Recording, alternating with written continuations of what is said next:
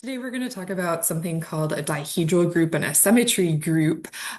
These are going to be some interesting groups to look at that we are not going to connect back to cryptography in this class, but I was looking up to see whether you could use dihedral groups for cryptography, and I found that there are some new methods for using these. They're going to be kind of beyond the understanding of what we're going to do mathematically this semester, but it looks kind of interesting.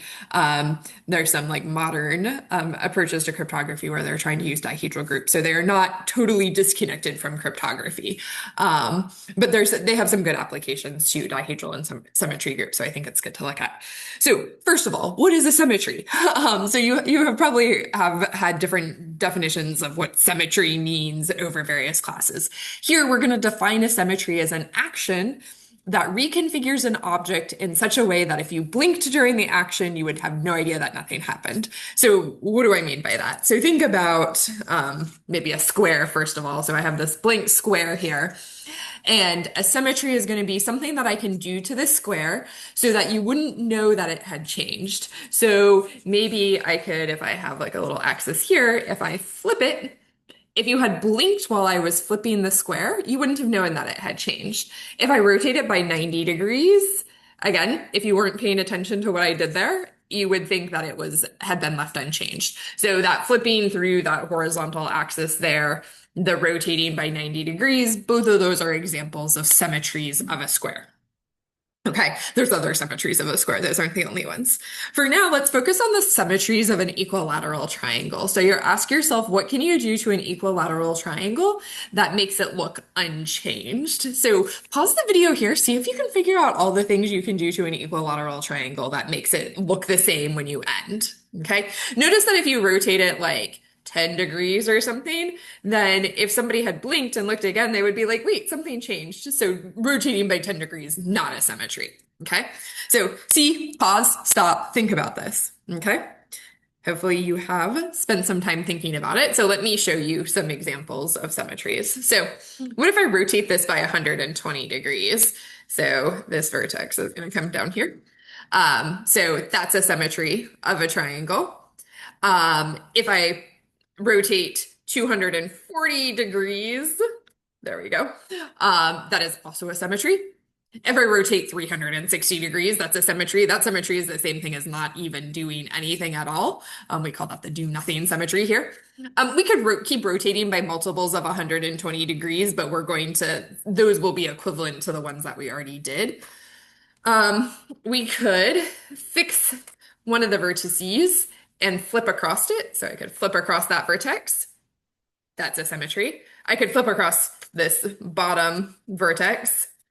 I could also flip across the other bottom vertex, and that would be a symmetry. Okay, let me draw those for us so that we can see them. So the way that I'm going to do this is I'm going to label my triangle. You can pretend like that's an equilateral triangle as well. I'm not very good at drawing things perfectly, so just use your imagination. So I'm going to draw my triangle and I'm going to label the corners just so that we can keep track of what's happening because like we said with the symmetry, it should look like nothing changed, which is going to make it hard to keep track of what they look like. Sorry, my square fell. Okay, so let's label this as our initial state of our triangle where we have 1, 2, 3 in clockwise order. Okay, so we had that do nothing symmetry. That was the symmetry where when you blinked, I didn't actually do anything. So this is the do nothing symmetry. I'm going to call this one I. I'm going to give all of these names so that we can refer back to them. We'll talk about why I call that I in a minute. We said we could rotate by 120 degrees. It doesn't matter whether you do that rotation clockwise or counterclockwise. I'm going to go ahead and do the rotation clockwise. So rotate clockwise by 120 degrees. Okay. And so that means that corner 1 moved down to where 2 was, and then 2 and 3 rotate around. Okay. Having these diagrams with the labeled corners will help us in a minute.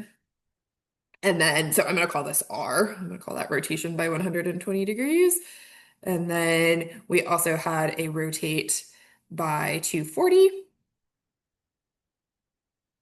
Okay, and so in that case, vertex 1 is going to end up here. This is thinking about starting from the original position and rotating by 240. Vertex 1 would move over there, and then 2 and 3. Okay, those are all the rotations. If we keep rotating more, if we rotated by, say, 480 degrees, that's going to be equivalent to one of these other three. So we don't have any other new rotations. Okay, I'm going to call this last one r squared. And that's because if I do two rotations by 120, I get to a rotation by 240. So that's why I'm calling that r squared. Okay, so these are all the possible rotations. And then we had some flips. We said we could flip through each of the vertices. So let's write those down. So I can rotate through that top vertex. In that case, vertex 1 stays and vertex 2 and 3 flip spots. Okay, I'm going to call this F sub 1. That's a flip through vertex 1. Okay, we had a flip through vertex 2. Sorry, my triangles are getting bigger and less equilateral looking. Imagine that these triangles are all the same size and are all perfectly equilateral. So a flip through vertex 2 from the original triangle would switch the orders of 1 and 3. Oops. Okay, so I'm going to call this F sub 2, a flip through vertex 2. And this, when I'm labeling these, I'm always thinking a flip through vertex 2 on the original triangle. Okay, and then we have our last flip was a flip through vertex 3. Vertex 3 stayed in the same spot and 2 and 1 switched. And we might call this or F3 for a flip through vertex 3. Okay, if you try doing other symmetries of the triangle, then they all end up being one of these. Like if you look at where the corners end up, they end up being equivalent to one of these. So I'm going to claim that these are the only symmetries of an equilateral triangle. These are the 6 symmetries of an equilateral triangle. And you might believe that we're going to try and put a group structure on this. So we're going to ask, how do we combine symmetries of an equilateral triangle? Well, the way that we're going to do that is we're going to say, do one symmetry and then do the other one. So if I wanted to do something like RF1, so if I want to know what happens when I do this, then I'm going to do things in the wrong order or what appears to be the wrong order for you. So we're going to read from right to left, okay? This is how we always deal with dihedral groups, and I'm sorry, it is not how you like to read. We're thinking of this as function at composition. So what you think of this is like, what happens if I apply this to a triangle? And if I apply this to a triangle, it's saying like F1 gets applied to the triangle and then R gets applied to that. That's how you think of the function composition. So anyway, I'm asking, I do F1 first and then I rotate. So I flip through my top vertex and then I rotate by 120 degrees. And I want to know, is that equivalent to one of these 6 things that I started out with? Okay, you might be able to think through it with a triangle. I have to actually draw this out. So we know that if I do F1 first and I apply it to my triangle 1, 2, 3, my original triangle, when I apply F1 to that, what do I get? I get the triangle. 1 stays up here, 2 and 3 switch spots. And then I apply a rotation to that. So now that means I rotate the new triangle by 120 degrees. So vertex 1 goes down here, vertex 3 rotates over, and vertex 2 ends up at the top. Okay, and so now let's look at this. So do we have any triangles above any of my black triangles that have a 1 in the bottom vertex? Okay, this one, and then a 3 and a 2 in the correct spots. Okay, that looks like F3. So what this is telling us is that if I first flipped through vertex 1 and then rotated by 120 degrees, that's the same thing as just originally flipping through vertex 3. Okay, so that's good. Doing that combination of symmetries gave us another one of these symmetries. Okay, so let's do a few more of these and then I'll leave some of these for you to do. And let me put this in my table. So we're going to make a Cayley table. Imagine that. So in this Cayley table, if I do RF1, this is how I'm going to read this. RF1 is going to be this one here. So I'm going to do row and column is how I'm going to write it in there. And remember, that means I do F1 first, then R. And this was, we said, equivalent to F3. Okay. So let's pick out a few more of these to try. And let's just see what happens. Let's actually switch the order of F1 and R now and see what happens. So does it matter which order we do things in? So let's do F1, then R. Okay. Remember, this means we're applying R to my original triangle. And then I'm going to apply F1 to that. So R applied to my original triangle is going to rotate by 120 degrees. So one ends up here, two, then three. Okay. And then I do F1 to it. Now, when I do F1, F1 is always flipping through the vertical axis. It's not flipping through the new vertex one. So F1 is always going to flip through this vertex. So just be careful with that. So three stays in the same place and one and two switch places. Okay. Let's see. What does that look equivalent to? That looks like it's F2. Huh, interesting. So let's fill that in our table and then talk about it. So that was F1R. That was this one here. We did R first, then F1, and we said that was equal to F2. Okay. Did I just do something wrong? Or does this not commute? What do you think? I didn't actually do something wrong, or hopefully not. Sometimes I make mistakes, but these are not equal to each other, and that's correct. So what we just saw is that RF1 is not equal to F1R. So what this tells us is that this group does not commute, so it's not abelian. We haven't actually proved it's a group yet, but I will tell you it is. So this is not commutative, hence not abelian. Okay, remember this is all it means to be abelian is that the order in which we write two elements is equal. Okay, this is our first example of a non-abelian group. So this is why it's important to talk about the dihedral group because it's a nice non-abelian example. There's other good reasons to talk about it as well.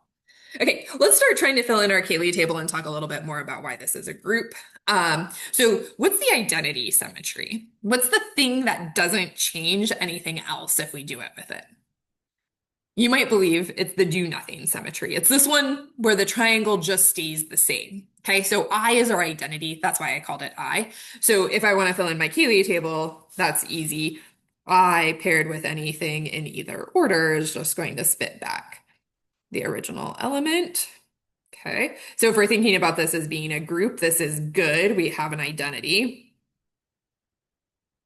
Um, we might want to think through the inverses of a couple of the elements, and then I'll kind of leave you to think through that later, the rest of them. But let's think about a flip through a vertex. So if I flip through vertex 1, what do I do to this to get back to the original triangle?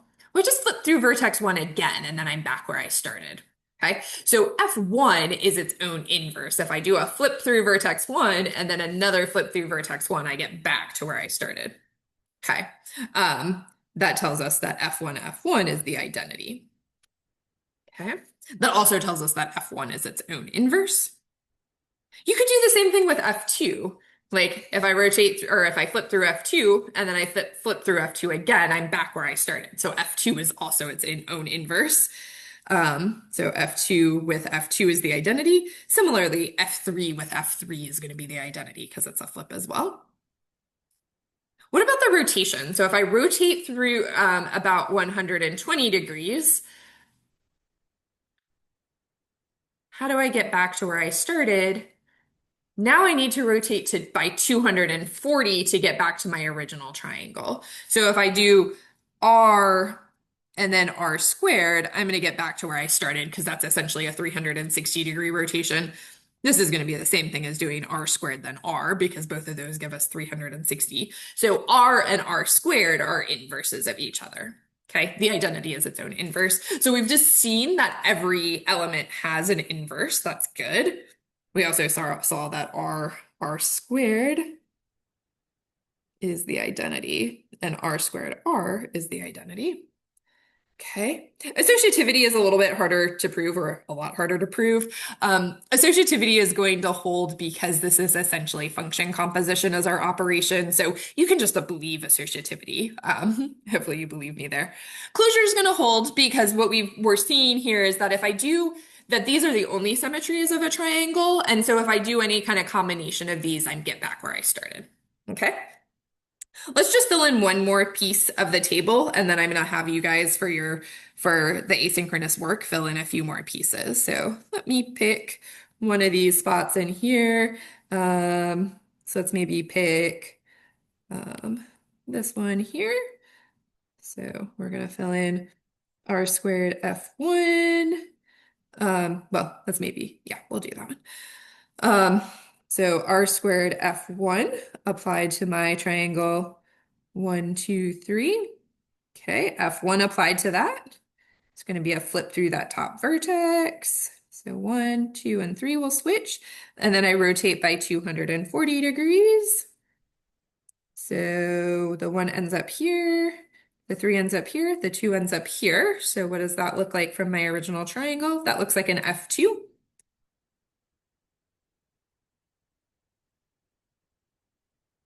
Okay, maybe let's do one more and then I'll let you guys fill in the rest. So let's see, which other one should we do? Let's do um this one. Well, we'll do an F3. Let's do F3R. So this means we're going to do R first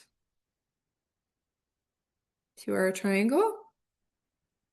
So that's a rotation by 120. So we get 1, 2, 3. F3 is a flip through the original, through kind of that diagonal, through this diagonal. So the 2 stays in place, the 1 and the 3 flip. And what's that equivalent to? That looks like it's equivalent to F1. So we're going to fill it in F1 down here. Okay, so for your out of class work or for your asynchronous work for this week, go ahead and fill in the rest of the table. I'll post that on Canvas as well. But what you'll see when you fill in the rest of the table is that the only things that appear on here are our original 6 elements. So this is indeed a group. Okay, this group is a special name. It's called the dihedral group. So the group of symmetries of a regular n-sided shape is called the dihedral group. This is the dihedral group for the triangle. This is called D3. The 3 coming from the triangle that we started out with a 3-sided shape, a regular 3-sided, a regular 3-gon, which is a triangle. So D3 just has the elements I, R squared, F1, F2, F3. Okay, we notice that the order of D3, the number of elements in D3 is 6, and D3 gives us the symmetries of a triangle. Okay, there's nothing special with a triangle. We could look at a square. If you think through this, think through what the symmetries of a square are. We're going to have 4 rotations because we rotate by 90, by 180, by 270, and then we have the identity, the do nothing, rotate by 360. And then we also have, so that was 4 rotations or 3 rotations and an identity. And then we're going to have 4 flips. We can flip through here. We can flip through the vertical. And then we can flip through each of the diagonals. Okay, so we get 4 flips and 4 rotations. So D4 has order 8. You might guess that in general, the order of Dn is going to be 2 times n. It's going to turn out that we have n rotations and n flips. So just kind of a fun little fact there. Yeah, the dihedral group is really kind of a great example of a non-abelian group, so it's very useful in that sense. In a minute, we'll talk about, or in the next video, we'll talk about symmetries, other symmetry groups, and symmetries of other shapes. So we'll see where the dihedral group maybe pops up in nature.